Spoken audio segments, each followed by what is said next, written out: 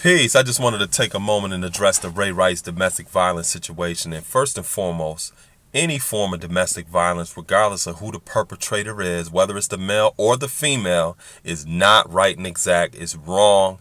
And anytime you feel the need to put your hands on somebody, or if somebody feels the need to put their hands on you, you don't need to be in that relationship, because that is not the purpose of why people come together. So that's first and foremost. Secondly, people need to consider that it wasn't the fact that Ray Rice did anything wrong in the grand scheme of things when it comes to the culture, the system, and the status quo of those high-profile professional sports.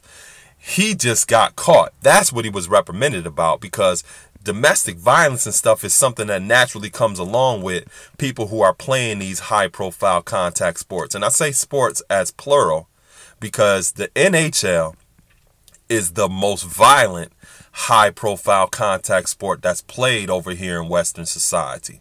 And that's something that needs to be taken into consideration too. A lot of the things you see going on in the NFL is also going on in the NHL too, because they're both male-orientated, they're both male-dominant, and they both have a lot of misogynistic and chauvinistic themes that are naturally built into the culture and the status quo of these high-profile contact sports. Another thing to consider is I played college football, right? And I played for the Central State Marauders, and we won a couple national titles, NAIA titles. And a lot of my teammates went on to play professional sports for the NFL. They played for the CFL, which is a Canadian Football League, and some of them went over into Europe and played for the European Football League. And years after college, when some of my partners would come back to town and have a National Football League game, they would contact me the night before, and I'd go hang out with them and say they had a game at like 1 p.m. the next day, which means they had to be at the stadium early the next morning to be prepared for a lot of these games. I would be at the hotel with them that night before, and they will be straight turned up before you use the word turned up. I'm talking about drinking hard body, hard top shelf liquor, gambling thousands and thousands of dollars, have a rotating door on the room with women coming in and out. This is the night before. And this was just not rookies. If these is also veterans, so if it was rookies, they were being groomed and taught, this is what naturally comes along with making this money and being these high profile professional athletes. One of the reasons why over a year or so ago that the league and just the media went so hard body at Tim Tebow for saying that he was a God-fearing, Christian, clean living man that didn't drink and didn't do drugs is because it was so anti that culture that I'm talking about. Even the league was like, you can't be talking about God and all this other stuff. I know that we mentioned it in the national anthem before the team, but don't be pushing your religion on people. People was going at Tim Tebow because he was so anti what goes on in the NFL as well as the NHL. But when you see Michael Sam come in and he's kissing his boyfriend during the time he's getting drafted, and during just embracing him, and we're not discriminating, they're also telling you that this is something that was acceptable and that they embrace in the NHL as well as the NFL. So there's certain themes that naturally go along with that type of culture and that type of lifestyle for a lot of these professional athletes.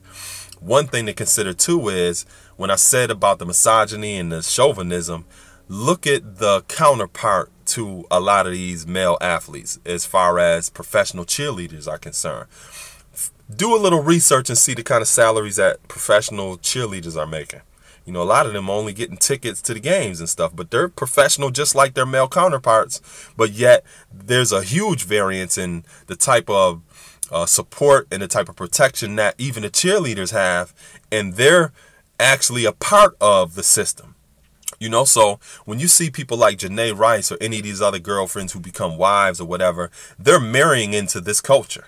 They're marrying into this system that is not to their advantage and that gives men the power to do whatever they want, whenever they want. And one of the reasons why they're paid such large salaries is because a lot of that money goes towards legal fees for them to protect their ability to do and say whatever they want. A lot of people are getting paid off from not releasing videos and photos and financial gag orders and, letting this go away in court. And, this is something that naturally goes along with that system that a lot of people are not considering. It's not just Ray Rice was wrong. The system itself has been wrong for a very long time. A lot of it goes all the way back to the Roman Colosseum days, where you had these gladiators fighting to the death inside the Colosseum, but right outside of the Colosseum walls, you see all kind of savagery and debauchery going on amongst the common folk. Same thing with a lot of these stadiums that we see people playing these professional games inside, and then right outside the stadium or right outside in the lives of the people, the same kind of savagery is going on. You see the laxness with a lot of the performance drugs that go on in the NHL as well as the NFL, where they've been known to increase the level of aggression in a lot of these athletes who are shooting up with these drugs. That's not nothing that is a switch that turns off once they leave the field.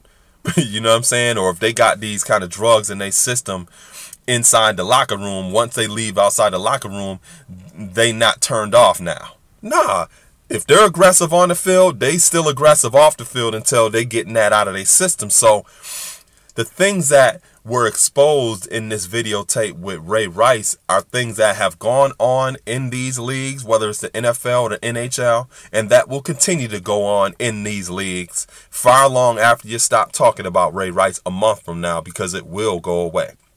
Because they want to just get back to business as usual, and they want to go along and continue to, basically one thing that's happening now is a lot of these teams are going to start giving these orientations again to some of these athletes, like, yo, y'all need to be a little bit more mindful of what y'all do.